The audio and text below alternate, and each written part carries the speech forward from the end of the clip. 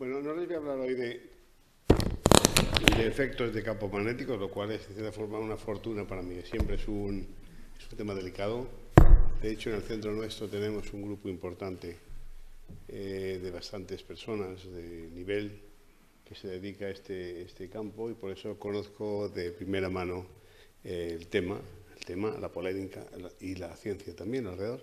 Le voy a hablar de algo que podría tener alguna relación, porque en definitiva no es más que una forma de analizar la actividad cerebral. Y precisamente las personas que están trabajando en efectos de campos electromagnéticos usan esta metodología para intentar identificar bases fisiológicas, neurofisiológicas del efecto de los campos. Pero no solamente se puede usar para esta aplicación, sino para cualquier otra en la cual nos interese saber cómo funciona el cerebro para realizar tareas concretas, o cómo se modifica ese funcionamiento en patologías complejas, sobre todo aquellas en las que otros métodos tradicionales de diagnóstico no están teniendo ningún efecto, como puede ser en el caso el más próximo serían las imágenes médicas. Y bueno, pues les voy a hablar entonces de una aplicación concreta. Sí. ¿No se oye bien? Eso es que... ¿Ahora mejor? Estos ingenieros no trabajan bien aquí, ¿eh? Por cierto, hablando de ingenieros y de médicos, yo tengo un comentario en toda mi vida médica. A ello no digo cuánta porque es dar muchas pistas, aunque yo creo que se ve. Esa separación médico-ingeniero ha traído, en cierta forma, bastantes complicaciones, y ha sido el responsable de grandes fracasos, de los cuales he sido partícipe en muchos de ellos.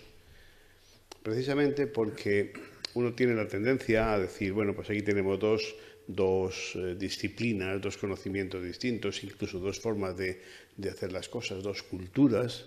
Qué bien, pongámoslas juntas para sacar una mayor productividad. Y la forma de ponerlas juntas es la más elemental.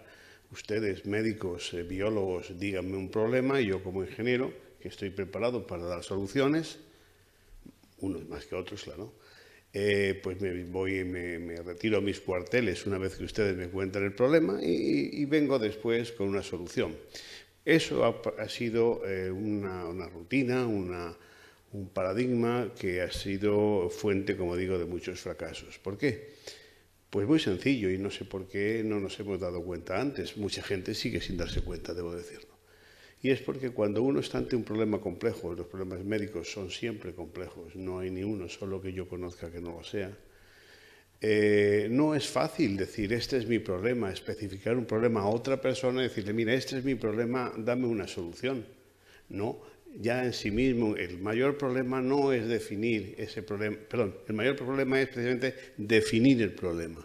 Y no se puede definir un problema si uno no participa en él de forma definitiva. O dicho de otra forma, que el ingeniero en este caso se convierte de como dirían los británicos, en un problem solver, un resolvedor de problemas.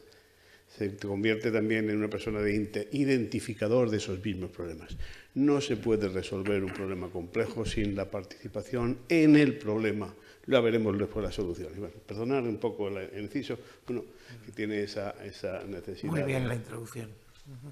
Bueno, pues voy a hablar de otra cosa muy distinta.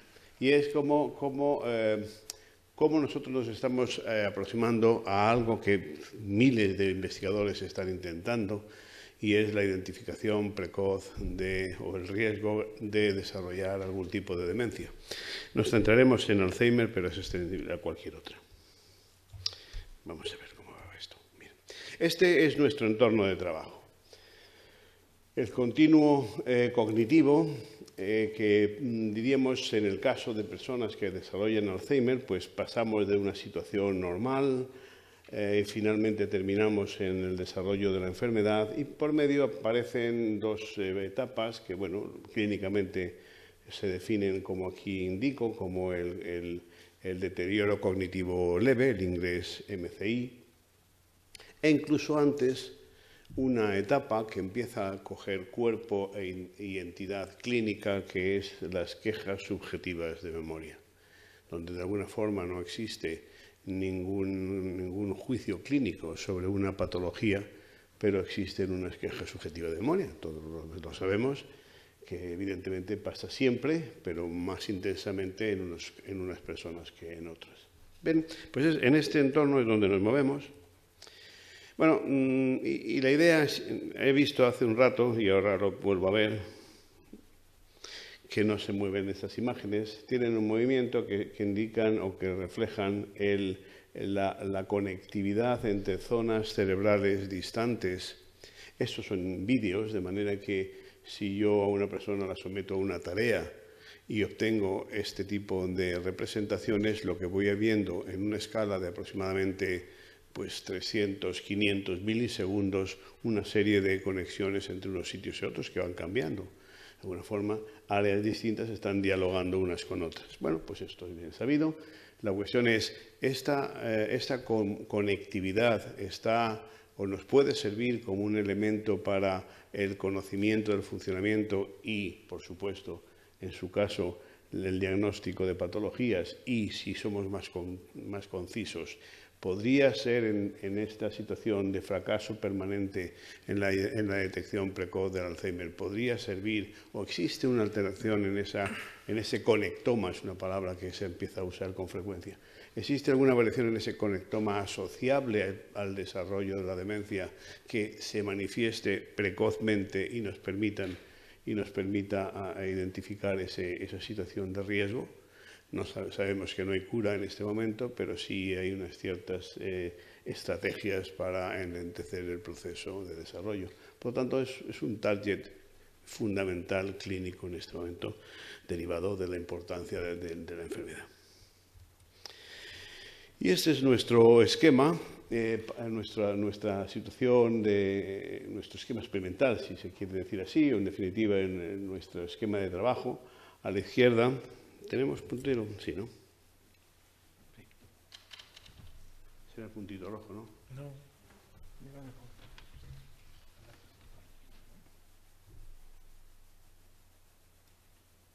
Sí, parece que es el punto rojo.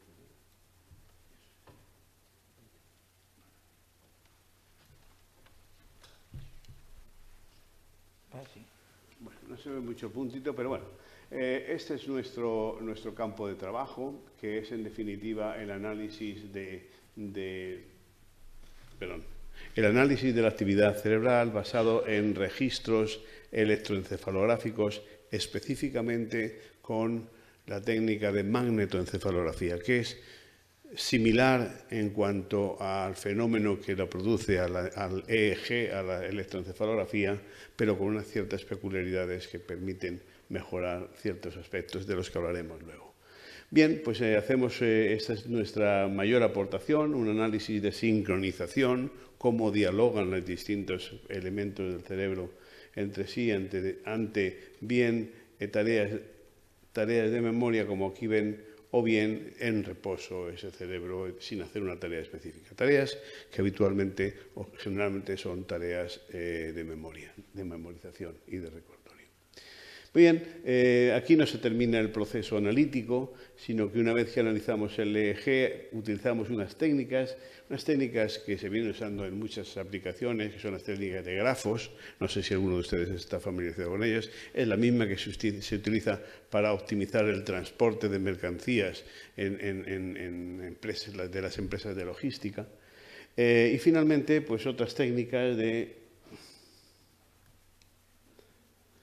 clasificación, como aquí vemos, que en definitiva son los elementos para la definición de lo que finalmente vamos buscando, que son precisamente los biomarcadores de enfermedad de Alzheimer. Claro, esto no tendría sentido hacerlo solamente de esta manera si no utilizamos todas las herramientas en uso en el momento actual para hacer una tarea semejante. Y aquí tenemos prácticamente todas, el análisis de la proteína tau, la proteína amiloide, también análisis genéticos, resonancia magnética, me refiero a imágenes de resonancia magnética, un tipo de resonancia magnética que es la Diffusion Tensor Imaging, y finalmente también evaluaciones de tipo neuropsicológico. ¿Por qué hacemos esto? Bueno, porque no tiene sentido proponer nuevos biomarcadores sin contrastarlos con esas técnicas, unas más directamente que otras también producen o proporcionan información. Y finalmente, una vez que tengamos esto contrastado con estas otras fórmulas, lo que tenemos que hacer es un ensayo clínico multicéntrico, que es en lo que estamos. Y como ingenieros y como responsable del centro que les decía antes que era, pues también tenemos que pensar en algo esencial, sobre todo hoy día, que las fuentes de financiación están necesariamente condicionadas por esa condición de su transferencia industrial. En un sentido genérico de transferencia industrial, también una traslación clínica o un beneficio social es una forma de traslación, de salida en definitiva de los desarrollos al mundo. Bien, pues este es un poco el esquema de nuestro trabajo de todos los días. En el trabajo, quizá tenga alguna foto del grupo que está trabajando, son 30 y tantas personas trabajando directamente en este tema. Digo directamente porque hay otras muchas personas trabajando, apoyando a estos otros investigadores. Bueno, ¿cómo describimos esa conectividad? Bueno, distinguimos dos tipos de redes o de conectividad. La red anatómica, en definitiva, la que nosotros podemos extraer del análisis de las imágenes, de cortes en resonancia magnética, algunas modalidades de resonancia magnética que nos permite establecer e identificar las conexiones axónicas. Y de aquí, pues, finalmente, podríamos encontrar una red de conexión estructural. Sería nuestro conectoma anatómico, diríamos, o estructural o físico. Pero evidentemente dos cosas pueden no estar relacionadas con una serie de líneas de conexión y sí pueden estar funcionalmente relacionadas. ¿Qué significa esto de relación o de redes funcionales? Bueno, significa que si nosotros observamos puntos de actividad del cerebro en ciertos sitios, encontramos en sus registros, llamémosle sincronización entre ellas. Es decir, que no es casual las coincidencias en esas señales en dos momentos dados, o lo que es lo mismo, si se repite el fenómeno, podemos asegurar que esas dos áreas anatómica o no anatómicamente conectadas están hablando entre sí, están funcionalmente conectadas. De esa forma nosotros obtenemos otra red funcional. Tenemos, por lo tanto, dos redes, una anatómica y otra funcional. ¿Cómo obtenemos esta información? Bueno, con lo que les decía de los registros de magnetoencefalografía. Esta es la máquina de magneto. La gran ventaja de la magneto, bueno, hay muchas diferencias, pero dos grandes ventajas para la magneto son: la primera, que nosotros estamos trabajando con 300 y pico electrodos. Colocar 300 y pico electrodos, no conozco a nadie que lo haya hecho en EEG, sí con 200, pero eso es una cosa, como sabrán algunos que estén cercanos al tema, casi de locos. Bueno, nosotros podemos hacerlo simplemente metiendo la cabeza en ese agujerito. Evidentemente es absolutamente no invasiva. Y la diferencia de una u otra, las dos están originadas por el mismo fenómeno y son el trasiego de corriente a través de las membranas de las neuronas. Entonces, ¿cuál es la diferencia? Muy sencillo, que unas generan campos eléctricos, ese movimiento de iones generan campos eléctricos y magnéticos. Una mide campos eléctricos, el EEG, y la otra, el MEG, mide campos magnéticos. Y se da una circunstancia natural que es curiosa, y es que la permeabilidad magnética del tejido cerebral, del parénquima cerebral, es sensiblemente constante.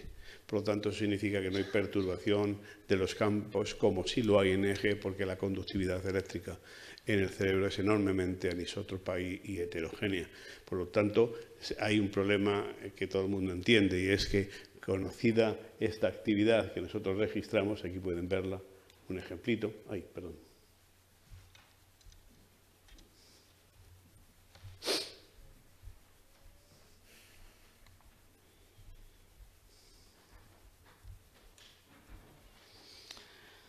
aquí a la izquierda tenemos un ejemplo de lo que tenemos. En un caso nosotros podemos desde esa información restituir la fuente, la procedencia de esa imagen. En definitiva, tenemos una resolución espacial que no podemos nunca conseguir con el EEG. Por lo tanto, ahí tenemos unos registros y lo que nosotros después hacemos es no otra cosa que a partir de estas señales, establecer la conectividad en el tiempo. Aquí están pintados durante mucho tiempo, pero si uno las representa cada 10 milisegundos, observa una evolución de diálogo entre los distintos centros. Bueno, estas son las herramientas. Obviamente, hemos tenido que desarrollar una plataforma para estudiarla debidamente. Hacemos unas medidas muy complicadas algunas, pero aquí ven el tipo de elementos para los que puedan tener una formación matemática, sobre todo aplicada a este análisis de señales. Tendrán sentido. Para el resto, conformémonos con saber que reflejan son maneras de identificar y de detectar la presencia de esas conexiones. De nuevo la misma historia. Bueno, lo que observamos, para ya dar un poco el resultado de esta historia, es algunos tipos de conclusiones sobre algún tipo de conectividades que vemos que aparecen en unos casos y no en otros. O dicho de otra forma, que en todos los casos de personas evidentemente contrastadas unas con otras para controlar el mayor número de efectos posibles, que existen unas variaciones en un caso que luego vamos a ver. Aquí tenemos otro caso de las conexiones entre hemisferios que no se dan en otras circunstancias. Y bueno, esa es un poco una conclusión. Cuando comparamos nosotros, las personas las hemos seguido durante tiempo suficiente para saber si ese deterioro cognitivo leve se ha convertido finalmente en Alzheimer. Entonces, comparando unos con otros, es decir, MCIs o personas con deterioro cognitivo leve, los que no evolucionan al Alzheimer y los que sí lo hacen, estamos hablando de cohortes de registros de 5 años. Encontramos claras diferencias entre ciertos puntos o ciertas zonas del cerebro, que hay una diferencia significativa en la conectividad de unos con otros. No voy a entrar en ese detalle porque no es el motivo de la charla, pero sí indicarles que de una forma ya, por supuesto, publicada hace, como ven, ya casi 2 años, tenemos algunos trabajos al respecto y hemos seguido haciéndolos. Claro, lo ideal sería, quizá el deterioro cognitivo leve está demasiado próximo en el tiempo al Alzheimer.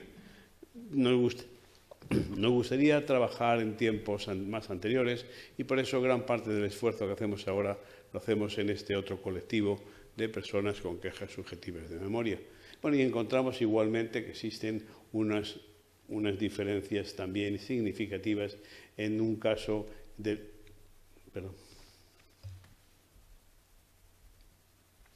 En un caso frente a otro, el SMC, frente a los controles, las rayitas que ustedes ven aquí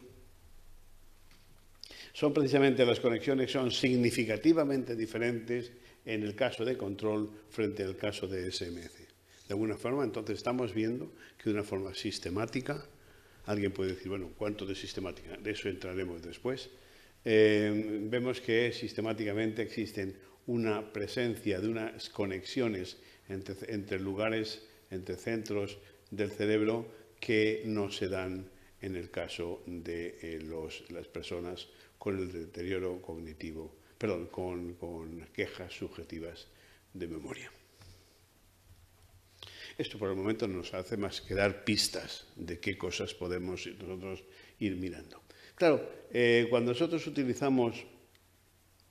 Te voy a regalar un puntero a la academia, ¿eh?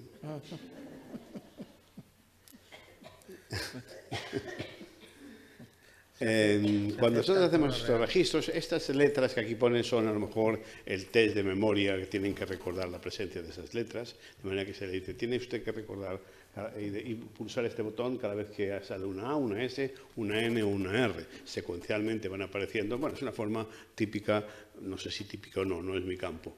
Los psicólogos definen y, bueno, y parece ser que todo el mundo acepta, al menos los editores de las revistas.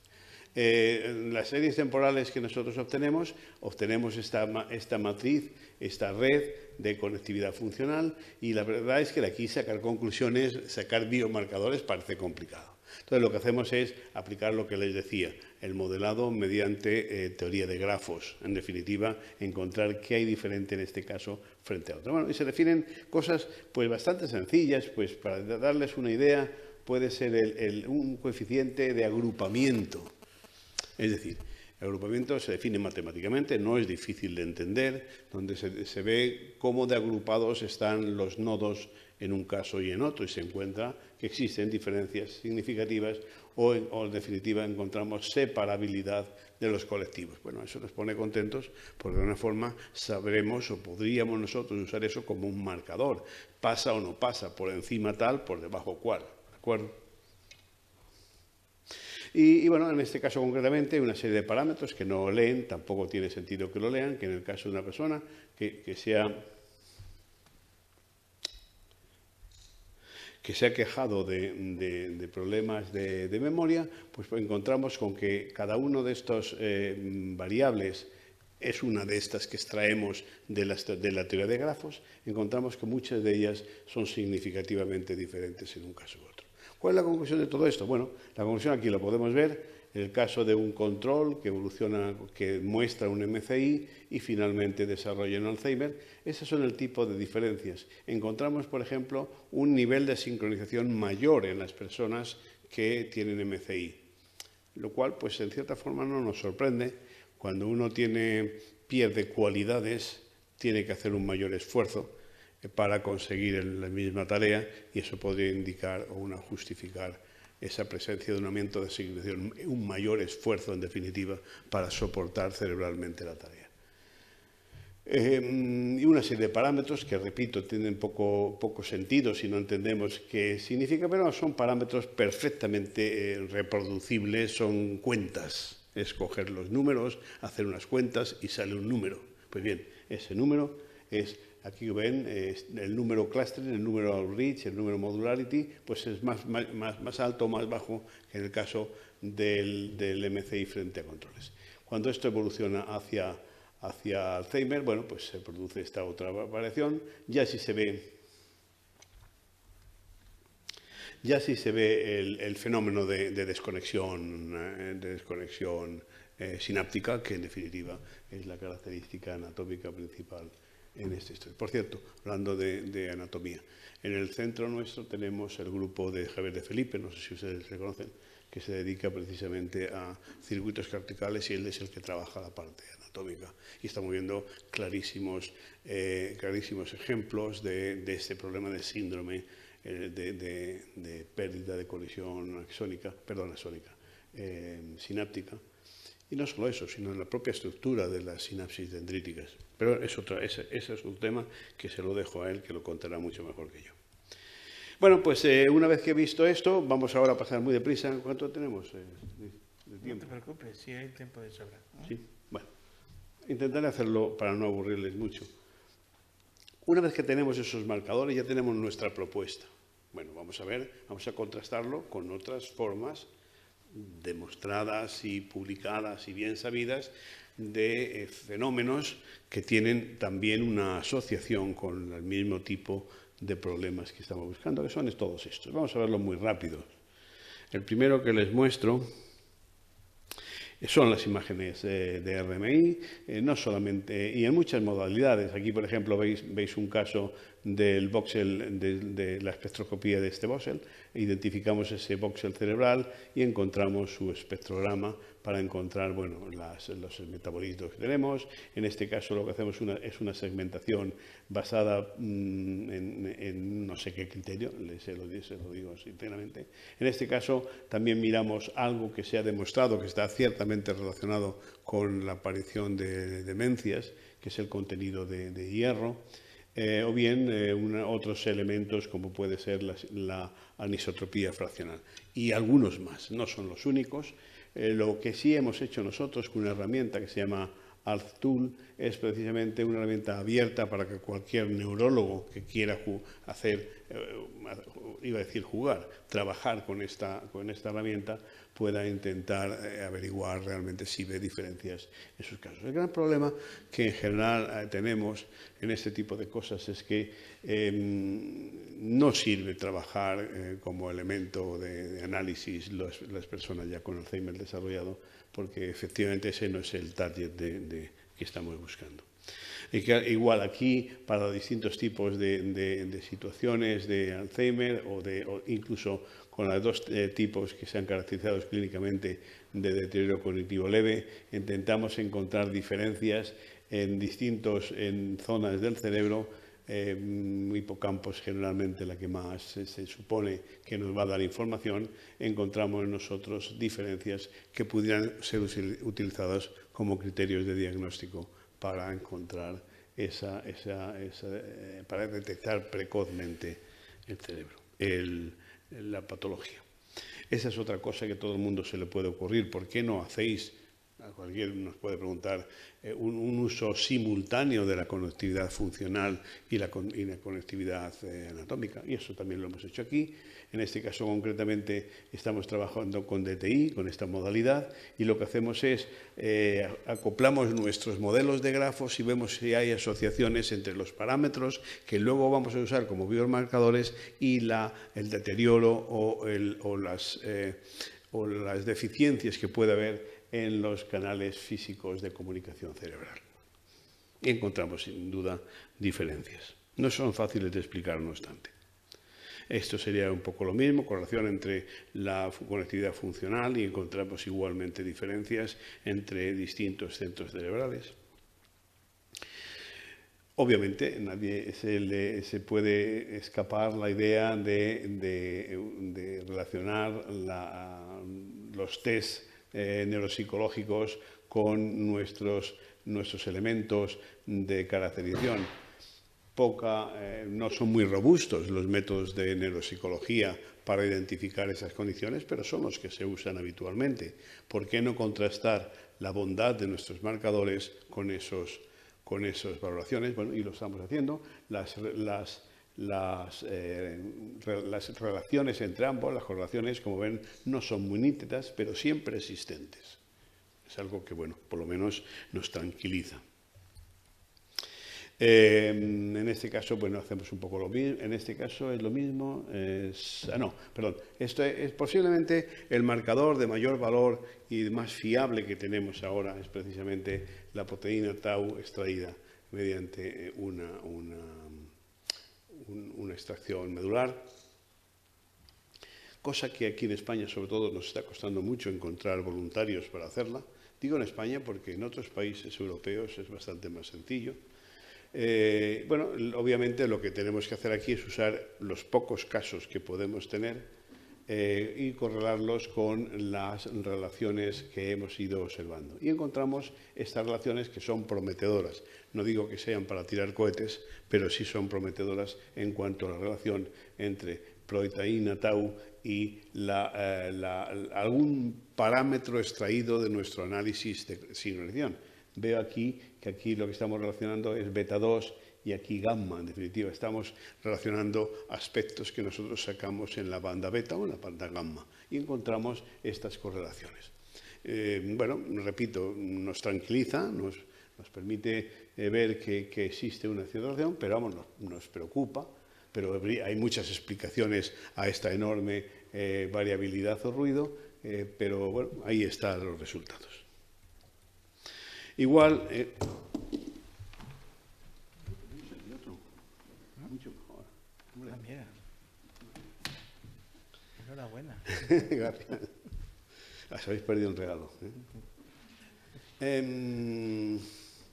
De genética no voy a hablar muy poco porque para mí es un campo muy desconocido, pero bueno, también estamos trabajando con ciertos elementos bien conocidos asociados a la enfermedad de Alzheimer, como algún tipo de gen, y estamos estudiando la relación de nuevo de lo mismo, de nuestro biomarcador con esos elementos, ¿de acuerdo? Y encontramos relaciones significativas, pero repito, como no lo conozco muy bien, prefiero saltarlo. Bien, pues ya tenemos entonces, digamos, el círculo cerrado. hemos propuesto unos biomarcadores, los hemos contrastado con los métodos al uso ahora mismo y bueno, nos parece que la cosa puede tener sentido. Bueno, entonces, ¿qué falta ahora? Bueno, vamos a intentar verdaderamente saber si esos marcadores funcionan o no funcionan. Primera historia importante cuando uno investiga, y es que las conclusiones que acabo de contar son conclusiones de grupo. Encontramos diferencias significativas entre este grupo y este otro. Pero ¿qué pasa cuando me viene un señor a la clínica y tengo que hacer un juicio de ese señor, no de su grupo? O dicho de otra forma, ¿cómo de un análisis de grupo yo después puedo sacar una conclusión individual? Por lo tanto, es necesario pasar al nivel que siempre nos horroriza, porque puede haber diferencias significativas en muchas cosas, pero su variabilidad, su ruido, las hace absolutamente inadecuadas para su uso de diagnóstico clínico. Bueno, y eso es lo que ahora pretendemos hacer en este multicéntrico, pasar a pacientes individuales y eso lo hemos hecho en un consorcio importante. Aquí tenéis las unidades que han trabajado. Bueno, aquí veis algo en Japón, en América tenemos 3 centros, en Estados Unidos, quiero decir, del norte, y tenemos en Europa también otros 3. Aquí estamos nosotros. Debo decir que nosotros somos los llamamos los IPs, los coordinadores, los principales de esta historia. Aquí tenéis la procedencia y los centros que están trabajando. Este proyecto sigue en marcha, pero las conclusiones del primer trial de 80 y tantos pacientes ya lo tenemos y es lo que les voy a contar ahora. Bueno, no voy a entrar mucho en detalle de cómo se está haciendo eso, pero ustedes pueden imaginar que no es fácil. Bueno, aquí tenemos los datos de los sensores magnetométricos. Algunos detalles sobre la captura de esos datos, las matrices de sincronización. ¿Qué sacamos de todos estos? Sacamos pues una serie de cada par de canales, la media estándar de dirección estándar, una serie de parámetros estadísticos y aquí conseguimos una matriz de sincronización agregada de todos ellos. Para hacer esto tenemos que trabajar, bueno, este sería el esquema donde tenemos las parejas de electrodos que estamos analizando su conectividad con los pacientes que hemos utilizado y por otra parte es importante pensar que estamos analizando señales y por lo tanto tenemos que considerar el tiempo como un elemento. O dicho de otra forma, el tiempo de la señal de este paciente en este momento es una variable con capacidad teórica de discriminación y al cabo de un cierto tiempo es otra variable del mismo sujeto, ¿de acuerdo? De la misma pareja, pero en otro tiempo distinto. Bueno, esto no es fácil de hacer y solo es posible hacer utilizando este superordenador. Es un ordenador que tenemos en el campus que, bueno, siempre se están pegando este y el Mare Nostrum de Barcelona de cuál es más potente. Cuando uno es el más potente, enseguida los otros compran otras tarjetas para hacerlo unos cuantos teraflops más de potencia. Pero bueno, en todo caso, en el centro nos reunimos una vez pasado este primer intervalo, todos nosotros, cada uno de ellos había mandado por correo y por supuesto anónimo los datos de sus pacientes. Y bueno, esto nos reunimos todos con los resultados que nosotros obtuvimos y con este ordenador, como les digo, para ver la coherencia entre lo que ellos habían mandado, sin saber quiénes era cada uno, con los resultados que habíamos obtenido y los resultados. Y bueno, estos son los métodos que utilizamos. Para aquellos que lo puedan seguir, decirle que no es sencillo todo esto. Utilizamos estos 6 métodos distintos de clasificación. Algunos funcionan mejor, otros funcionan peor. Ese es el tipo de cosas que trabajamos. Hicimos una serie de historias. Aquí ven un poco la dimensión, la N de nuestro total. Como ven, son 83 MCIs con 54 color. Empieza a ser un estudio clínico razonablemente fiable, ¿de acuerdo? Estamos, como digo, continuando esto con bastante más casos. Es caro, costoso y complicado, sin ninguna duda. Y bueno, aquí vemos los resultados del método, los distintos métodos que utilizábamos, con todos estos elementos de cualquier ensayo clínico. Y bueno, finalmente, y ya voy a pasar al final de esta historia, encontramos, en este caso fue la primera validación externa, pero fíjense que ya estamos hablando de especificidades y sensibilidades y precisión con todos los temas de ¿cómo decimos? NPV y PPV, los de bueno, los casos no encuentro la palabra, de positivos valorados negativamente, ¿cómo lo llamamos? Falsos negativos. Falsos negativos y falsos positivos. Fijaros qué fácil, ¿eh? Eso nos atrancan las cosas más sencillas. Bueno, estamos hablando entonces de cantidades interesantes. En una segunda evaluación nosotros obtuvimos unas cantidades importantes también. Ni que decir tiene que siempre que teníamos algún tipo de error, intentábamos evaluar las causas, a posteriori siempre, claro. Y entonces, y esta es, creo, la última transparencia, en definitiva, lo que estamos intentando hacer, por tanto, es, mediante conectividad funcional obtenida de magnetoencefalografía, intentar colocarnos en la evolución de los casos de demencia tan pronto como seamos capaces. Aquí tienen ustedes una gráfica que yo creo que cualquier persona que trabaja en este campo refiere a él, del 2010 y del 2011, donde se habla de la capacidad de diagnóstico precoz de distintos tipos de herramientas. Bueno, evidentemente no es casual que aquí no hayamos puesto años. Nadie puede hablar realmente en este momento de cuántos años.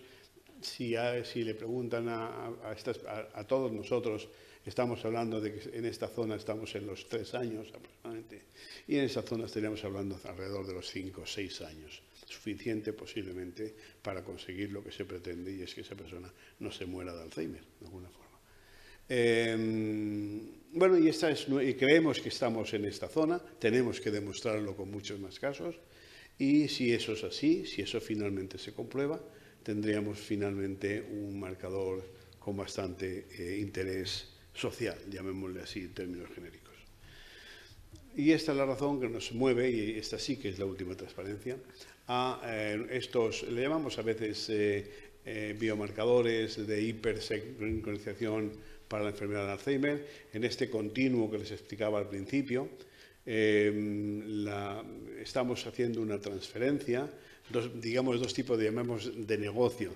Y es una terminología que no sé por qué nos da rubor a veces hablar de ella, pero por otra parte ahora si no hablamos de ella no conseguimos dinero, al menos de las instituciones de I+D europeas. Bueno, pues una posibilidad sería utilizar estos sincronizadores para hacer un diagnóstico en el tiempo, en distintos momentos del proceso, para definir unos perfiles de desarrollo, de evolución de la cognición personal de cada individuo, y por lo tanto eso nos puede permitir, sería un elemento de diagnóstico. El negocio sería diagnóstico y seguimiento de pacientes. De manera que también, pero habría otro, y es, nosotros tenemos, se están probando cantidad, no muchas, porque el fracaso es abundante en este campo, muchos elementos de la industria farmacéutica, ejercicio físico, simulación cognitiva, programas de rehabilitación, cosas más modernas como el efecto del gaming. Antes hablaba de las maquinitas. Bueno, las maquinitas se usan ahora mucho y se considera que tienen un gran porvenir en juegos para temas de rehabilitación. Bueno, sea cual sea el tipo de intervención terapéutica, cualquier fármaco, por ejemplo, que nos está llegando, oye, vamos a probar si existe o no una evolución. Bueno, muy sencillo, tenemos la maquinaria, a esas personas las aplicamos el marcador y vemos simplemente, evaluamos la terapia correspondiente de un trial clínico, que es una cosa que en ese momento le preocupa muchísimo, sobre todo a la industria farmacéutica, porque evidentemente el tema es costosísimo para ellas y hay que optimizar o tienen que optimizar en la evolución de los distintos estadios de su desarrollo. Y creo que eso es todo. Muy bien.